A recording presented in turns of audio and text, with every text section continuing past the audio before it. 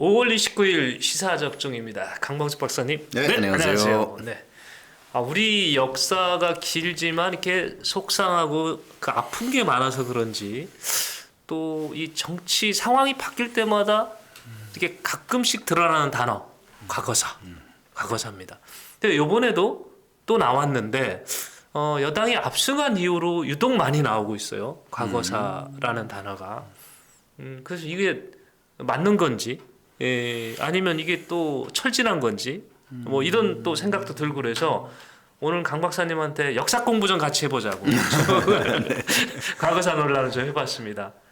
우리가 과거사와 관련돼서 그동안 정부 조직도 좀 있었잖아요. 그렇죠. 네, 과거사 진상조사위원회도 있었고요. 진상조사위원회. 네, 성과도 있었어요 나름대로. 그럼요.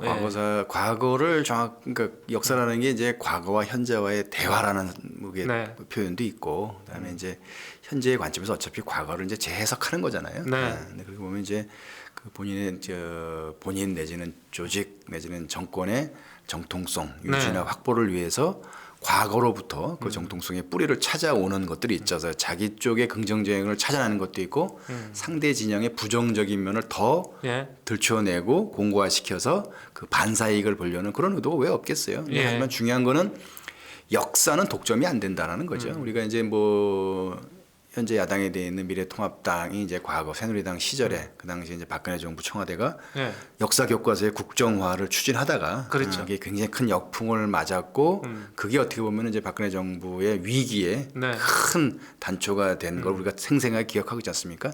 역사에 대한 재해석은 늘 가능한 거지만 그게 어느 정도 적어도 그 시대를 관통하는 시대 정신에 비추어 봐서 어느 정도 합리성과 근거가 좀 있어야 되는 거지. 어떤 특정한 목적이라든지 의도를 가지고 접근하면 뭐 당장이든 뭐 나중에든 이렇게 역풍이 올 수 있다라는 얘기를 먼저 하면서 시작해야 될 것 같습니다. 그렇죠. 근데 이제 그때에 불렀던 역풍, 저는 이제 이렇게 과거사가 지금 와서 다시 조명되는 거는 뭐 일부 바람직한 부분도 있을 수 있다고 하겠지만 이게 이 과거사를 많이 내놓는 쪽에 또 다시 역풍이 올 수 있다. 이 얘기는 국민의 생각을 제대로 읽지 못하면 올 수 있는 거 아니야 이런 생각을 또 해봐서요. 그러니까 현재 뭐 얘기되고 있는 이제 뭐 논란이라는 게 사실은 뭐 최근에 뭐 이어서 뭐 필요한 거지만 뭐 그 5.18 광주 항쟁에 대해서 그 진실과 화해위원회식으로 뭐 재조사단 얘기도 나왔었고 뭐 그런 건 뭐 괜찮습니다. 뭐 세월호 재조사 얘기도 있었고 뭐 필요하다고 봅니다. 근데 이제 갑자기 이제 그 나온 게 뭐 굳이 그 범죄에 넣자면은 뭐 우리 저 한명수 전 총리 재판에 대한 뭐 논란. 그다음에 또 뭐 저 있었죠. 뭐 최근에 그 김병기 의원하고 이수진 당선자가 그 국립현충원 내 친일파 파묘 관련 법안을 뭐 추진하겠다 이렇게 선언한 것도 있었고 또 우리 저거네요. 저거는 뭐 그렇습니다. 보도도 많이 됐네요. 서른 의원이 이제 뭐 칼 858기 폭파 사건에 대한 진상을 뭐 다시 조사된다. 또 기자회견도 했었고. 그것도 지금 최근에 또 저게 또 불거졌구만요. 칼기가요. 그리고 또 이제 그 뭐가 있었죠. 뭐 김재규 그 11.6 사건이죠. 우리 지금 백들은 뒤에 지금 반대 사진이 지금 김재규 뭐 재조사 재심 청구도 있었고, 근데 이런 것들을 뭐 한 묶음으로 묶어서 뭐 예를 들어서 좀 적절치 않은 표현인데 뭐 도매금을 해가지고 뭐다라고 하긴 그렇지만 이러한 것들이 이러한 것들 중에 어떤 것들은 이렇게 이 시점에서 저게 나올 필요가 있나 하는 것들도 제기되는 것 때문에 일부 국민들 사이에서는 이게 정말 시의 적절하냐 이런 이제 의문과 뭐 심한 경우에는 이제 뭐 뜬금없다라는 이제 평가도 나오는 것 같습니다. 근데 기왕 말씀하신 김에 조금 더 좀 우리가 그 깊게 들어갈 좀 생각해볼 부분이 저희가 오늘 방송하는 취지와 맞든 안 맞든 이거 좀 생각을 좀 해보고 싶습니다. 백선엽 장군 얘기인데 그 백선엽 장군 지금 저희 우리 백드림의 우측에 지금 사진 우리 시청자들 분들께서는 우측으로 보이실 건데 백선엽 장군이 현역에 계실 때 모습 사진입니다. 올해 100세시고요. 건강 상태가 좀 많이 안 좋으신 것 같아요. 근데 이분이 이제 돌아가시면 동작동 현충원에 모실 생각 그 전 정부에서 얘기를 했었고, 근데 지금 나오는 얘기는 안 된다 하거든요. 이유는 일제 시대 때 독립군을 잡는 부대에 근무를 했었다는 거고요.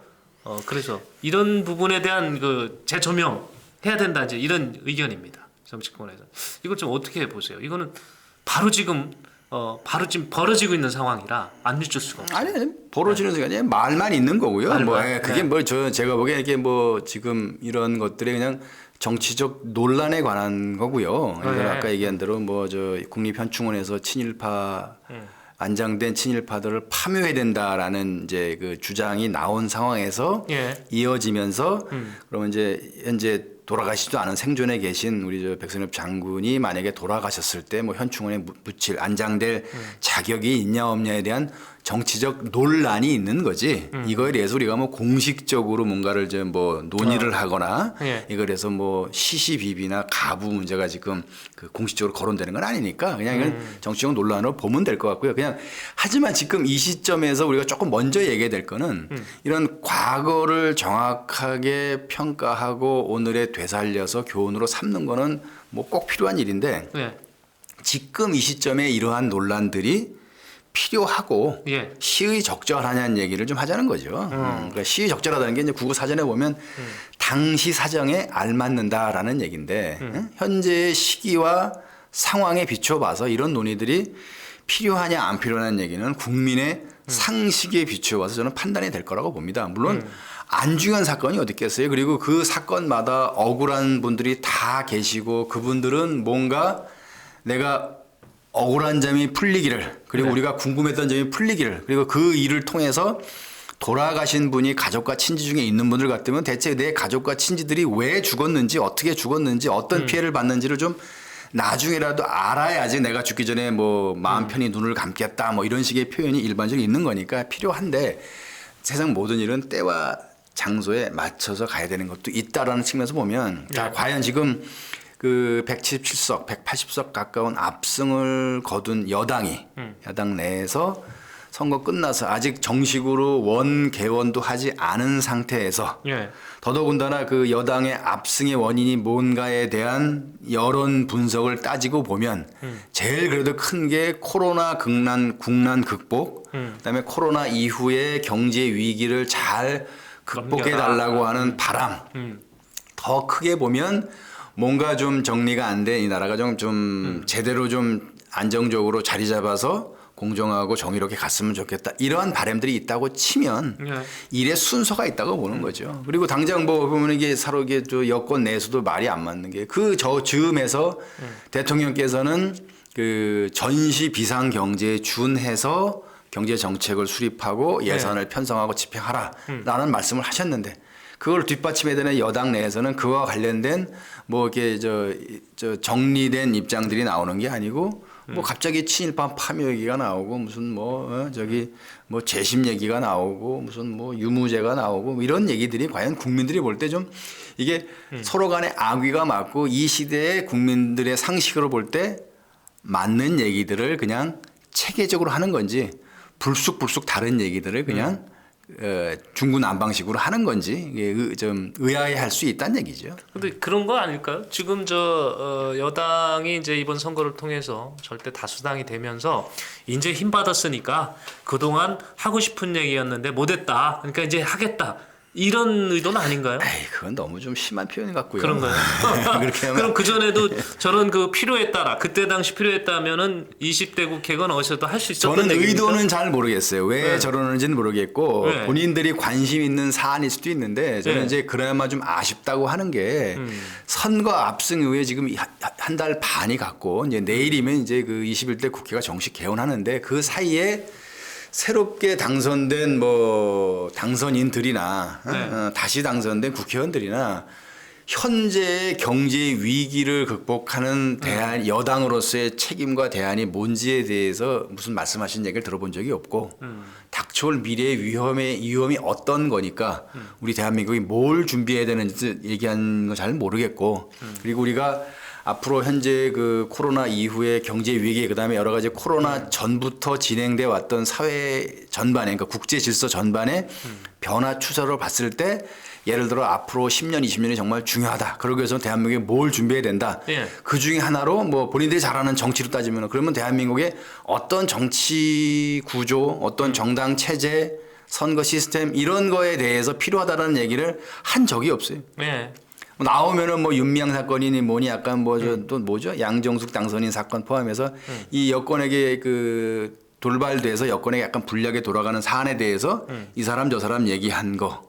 그다음에 그거하고 또 좀 별개로 지금 우리가 지금 논의하고 있는 이런 얘기들이 시적절성 논란과 함께 뜬금없이 나오는 게 과연 책임 있는 여당으로서 이게 바람직한 자세냐 뭐 이런 얘기를 좀 하는 거죠 국민들께서. 그 포스트 코로나 얘기하고 코로나 얘기 일부 하고 싶어도 질본에서 잘하고 대통령이 알아서 잘 끌어가는데 자기가 뜰 수 있는 방법이 없는 거예요. 근데 이런 거라도 얘기하면 확 뜨는 거 아닐까요? 왜냐하면 이게 지금 당선인들이 많이 얘기하고 있거든 특효.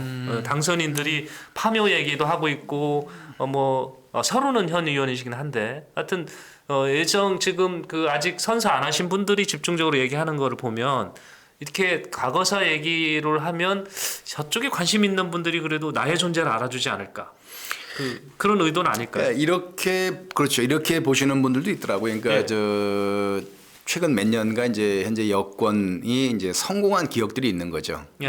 예를 들어서 이제 국민들이 볼 때 뜬금없다 하는 것들도 예. 누군가가 문제 제기를 해요. 네. 그러면 뒤에서 그 여권 주변에 있는 정치권 인사든 뭐 언론계 인사든 뭐 요즘에 뭐 유튜브도 언론계로 포함된다고 치면 네네. 여기서 또 그에 또 저 응원을 하고 동조를 합니다. 그럼 예. 이게 말도 안 됐던 얘기들이 얘기가 돼요. 맞아요. 여론화가 돼버리죠. 그러면 또 이제 네. 그 기사들이 여기저기 언론 그 전통 매체나 비전통 매체에서 이제 그 이런저런 기사들이 막 나와요. 네.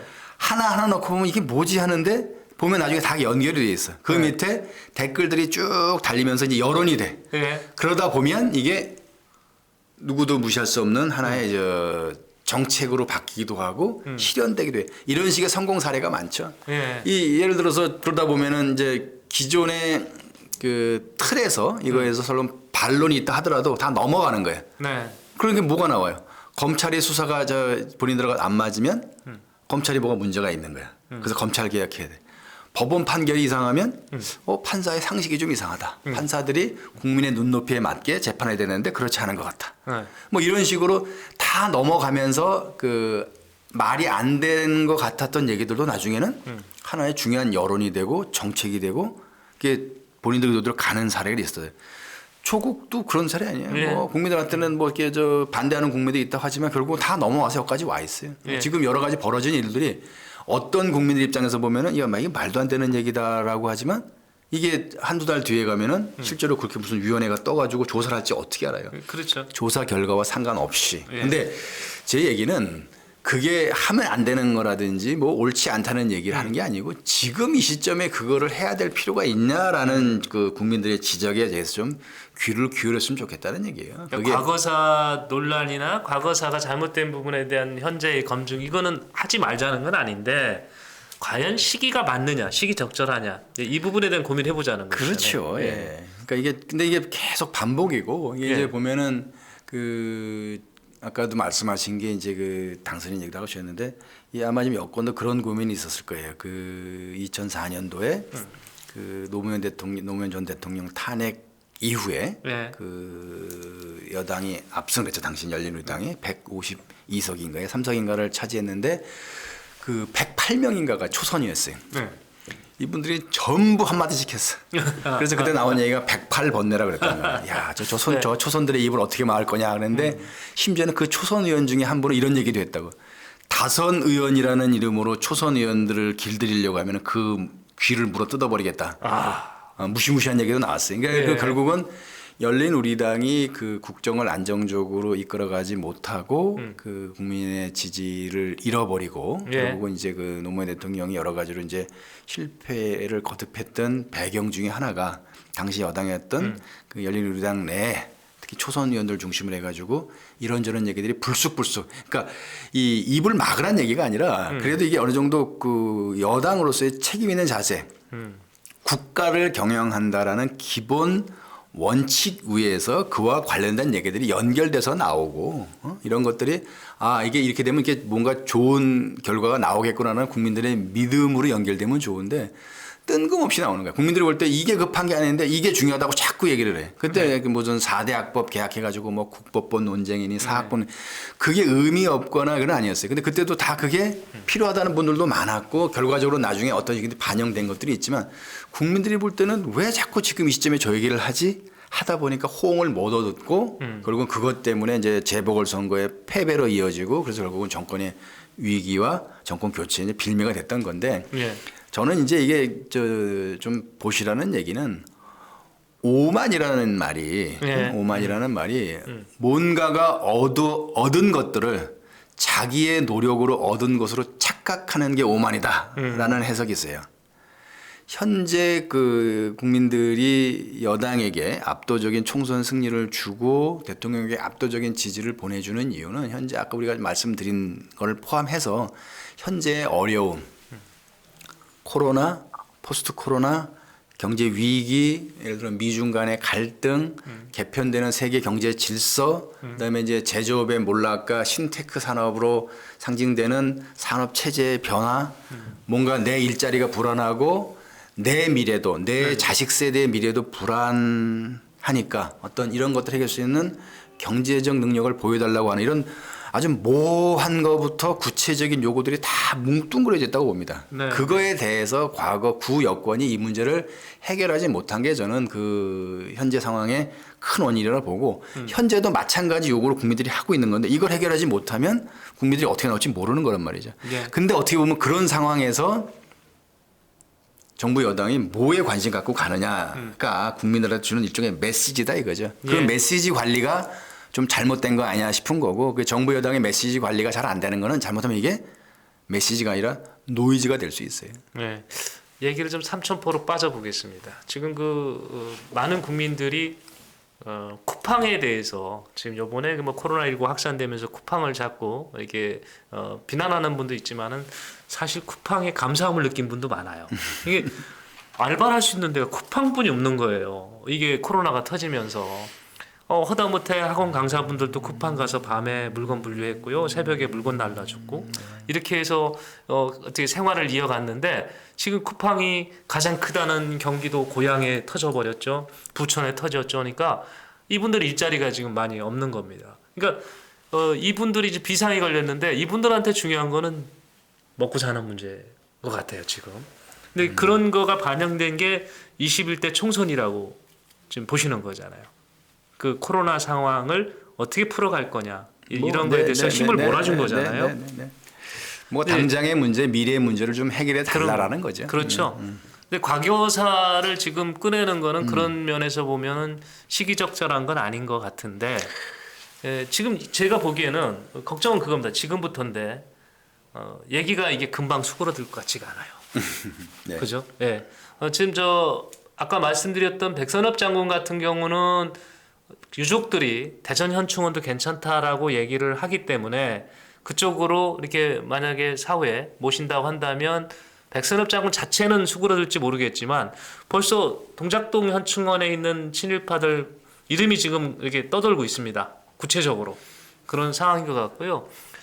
김재규 전 중앙정보부장 같은 경우는 유족들이 이제 재심 청구했으니까 그건 좀 난 것 같아요. 그러니까 법으로 자기들을 하겠다는 거 아닙니까? 차라리 이거는 법으로 가는 부분은 난데 그 외에 아까 강 박사님 얘기하셨던 몇몇 당선자들이 밝혔던 또 과거사 문제 계속 갈 것 같거든요. 어떻게 해야 돼요? 이게 지금 우리 봤잖아요. 그 전 정권에서 과거사 집착하다가 정권이 흔들렸지 않습니까? 아니 뭐 그 아까 전제한 것처럼 지금 우리가 거론했던 것들이 다 같은 성격이거나 네. 그 뭐 한묶음으로 해가지고 평가받을 일들은 아니고요. 네. 건건이 개별 사건별로 이제 역사적 의미와 평가가 다른 거고 뭐 그거는 뭐 지금 당장이라도 더 정확한 진실과 진상을 파악해야 될 필요가 있는 것들도 있고 네.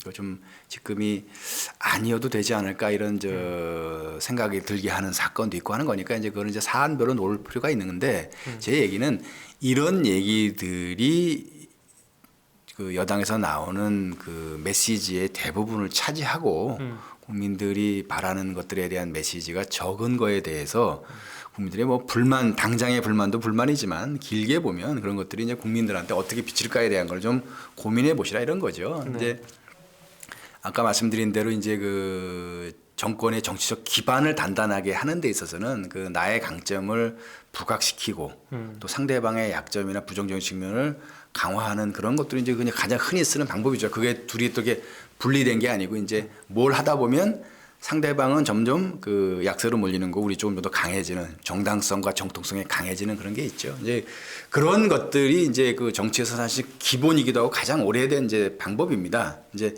근데 그런 것들을 우리가 이제 뭐로 이해하면은 조금 이해가 쉽냐면은 그 우리가 이제 지금은 별로 인기가 없는데 그 우리 어렸을 때 보면 이제 007 시리즈 네. 영화가 있었어요. 네.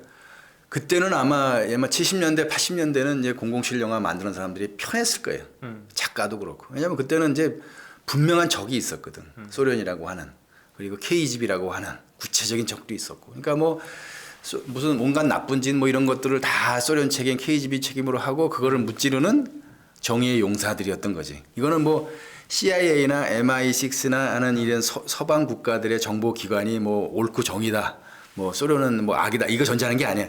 이쪽에서 볼 때 그렇게 만들어 나갈 수가 있다 이거죠. 네. 근데 소련이 붕괴한 뒤로 이 007 영화를 만드는 사람들이 이제 고민에 빠진 거예요. 네. 적이 없어, 적이. 없어. 네. CIA는 그대로 있고 MI6도 그대로 있는데 이거를 이 사람들이 물리쳐야 될, 그러니까 제임스 본드가 물리쳐야 될 적이 없는 거예요. 그 커다고도 안 되니까 북한까지 끌어들여서. 그러니까 적을 저희가 그 얘기예요. 예. 적을 이제 만드는 거예요. 예. 그게 정말 적인지 아닌지 모르겠는데 예. 적이 있어야 내 존재의 의미가 있어지는 사람들이 있는 거예요. 예, 예. 적이 약해지면 나도 약해져. 어? 그렇죠? 대낮에 횃불 들어봐야 누가 보냐고요. 내 횃불이, 내 촛불이 그 밝기를 자랑하기 위해서는 밤이 어두워야 돼. 그러니까 밤이다 해야 될 필요가 있는 거예요. 예.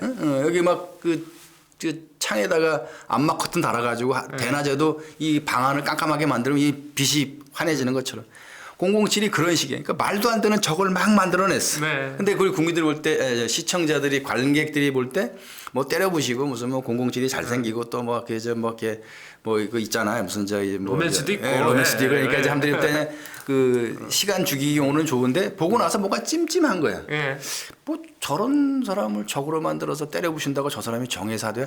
아무도 지금은 007을 정의의 사도나 뭐 자유민주주의를 지키는 네. 정의 투사를 보지 않습니다. 그냥 뭐 애매한 거예요. 뭐 어떤 이해, 그러니까 뭐 고민하다가 안 되니까 뭐 자기의 정체성을 고민하는 007도 나오고 이러는데 예. 예, 이게 결국은 이게 현재의 고민인 건데 정치적도 마찬가지예요. 사실은 예. 이게 적과 아군이 분명한 상황에서는 정치하기도 쉬웠어요. 예. 사실은 지금 예를 들어 86세대 얘기지만은 86세대가 20대 때는 학생운동하기도 좋았어요. 분명한 적이 있었거든. 예, 군사 독재라는 게 독재라고 있었고요. 하는 예. 광주 학살의 주범이라고 하는 전두환 네. 이 대통령이 있는 이 나라가 과연 우리가 정말 사랑하고 충성해야 되는 나라냐? 정말 이 나라 이 불의에 대해서 분노하지 않는 청년이 정말 청년이냐? 그렇죠. 뭐 이런 식의 이게 너무 쉬운데 그 뒤로 어찌 됐건 점진적으로 사회도 개방화, 다양화, 민주화되면서 이제 적과 아군의 경계가 모호해지는 측면이 있어요. 그러다 보니까 이게 사실은 뭐 우리 국방에서도 누가 주적이냐 하는 것 같은 뭐 그런 논란이 있으면 이게 정치에서도 이 전선을 긋기가 애매한 측면이 있어요. 그래서 그 전선을 명확하게 하려는 막 그 시도나 의도들이 막 여기저기 보이는 거죠. 그래서 그런 측면에서 이제 이런 것들도 이제 볼 수가 있는 건데, 근데 아까 말씀드린 대로 그런 식으로 뭐 그 어젠다가 아닐 수 있는 거를 어젠다로 만들어내면서 어떤 그 큰 변화를 만들어내고 어떤 뭐 성과를 얻어낸 거 사례들이 좀 있죠. 뭐 그걸 지금 뭐 다시 거론하지 않겠는데 그러한 성공의 기억들, 성공의 추억 때문에 똑같은 방식으로 뭔가를 또 하고 또 하다 보면 실패하는 사례가 나옵니다. 그러니까 조금 이제 이거야말로 약간 좀 사람들이 볼 때 뜬금없다 할 수 있는데 성공의 기억이 실패를 만들어낸 사례는 역사적으로 굉장히 많습니다. 예. 갑자기 떠오른 걸 하나 놓고 보면은 과거에 1차 세계대전 때까지만 해도 참호전이 유행했어요. 참호전, 진지전. 참호전의 최강자가 누구였냐? 프랑스가 만든 마지노선이에요. 네. 아시죠? 마지노 때 마지노선을 만들어서 그냥 네. 철근 콘크리트로 완전히 그 정말 그 타고 넘어가기 어려운 예. 참호를 만들어 놓고 기다리고 있었어. 근데 어떻게 됐어요? 세상이 바뀌었어. 전쟁 그 전략 전술도 바뀌었어. 독일은 전격전이라고 하는 그 기갑 부대를 앞세워서 마지노선을 우회해서 네. 벨기에를 통하고 프랑스 서부를 통해서 한 달 만에 파리를 점령해 버렸어요. 네. 과거의 성공의 기억에 취해서 그 방식대로 반복하다 보면 변화한 세상에 따라가지 못하고 변화하는 세상 속에는 반드시 보이지도 않았던 적이 알지 못했던 전략과 전술로 내 목을 위협하는 상황이 온다는 겁니다. 그래서 늘 성공에 취하지 말고 늘 자기를 되돌아보라는 얘기예요. 오늘 얻은 성과가 내 노력으로 얻은 거다라고 생각하는 게 오만이라고 했습니다. 오만을 버리고 겸손하게 돌아보고 나한테 필요한 거, 내 주변에 필요한 거, 우리 집안에 있는, 우리 패밀리에 있는, 우리 진영 내에 있는 누구한테 유리한 거에만 관심을 갖다 보면 언젠간 반드시 그 대가를 치르게 된다라는 거를 좀 드리고 싶고요. 그래요. 이 과거사 자체에 대한 논란은 뭐 시시비비도 있고 네. 뭐 시기의 적절성 문제가 있지 그 논란 자체가 의미 없다라는 얘기는 절대로 아닙니다. 네. 오해 없으시기 바랍니다. 예, 지금 앞서 말씀 강 박사도 하셨지만 광주 민주화 운동 재조명되고 분명하게 역사적으로 다시 점검해야 된다는 필요성은 강조를 하셨고요. 그러니까 지금 정리를 하면 하여튼 과거사를 논란 있는 과거사에 대한 분명한 분석이나 평가나 이건 있어야 됩니다. 근데 과연 지금이 맞느냐 하는 거에 대한 얘기입니다. 저희가 오늘 드리고자 했던 거는 너무 상황이 여러 가지로 어렵기 때문에 그 어려운 상황을 풀 수 있는 지혜를 모아야 된다라는 그 시점이라는 거고요. 이런 거를 우리 정치권에서 좀 잘 알아서 국민들한테 실망 끼치지 않고 희망을 주는 그런 21대 출발했으면 좋겠습니다. 저희가 21대 출범 하루 남겨놓고 이 코너를 일부러 만들어 봤습니다. 그래서 오늘 말씀 고생하셨습니다. 예, 고맙습니다. 네, 고맙습니다.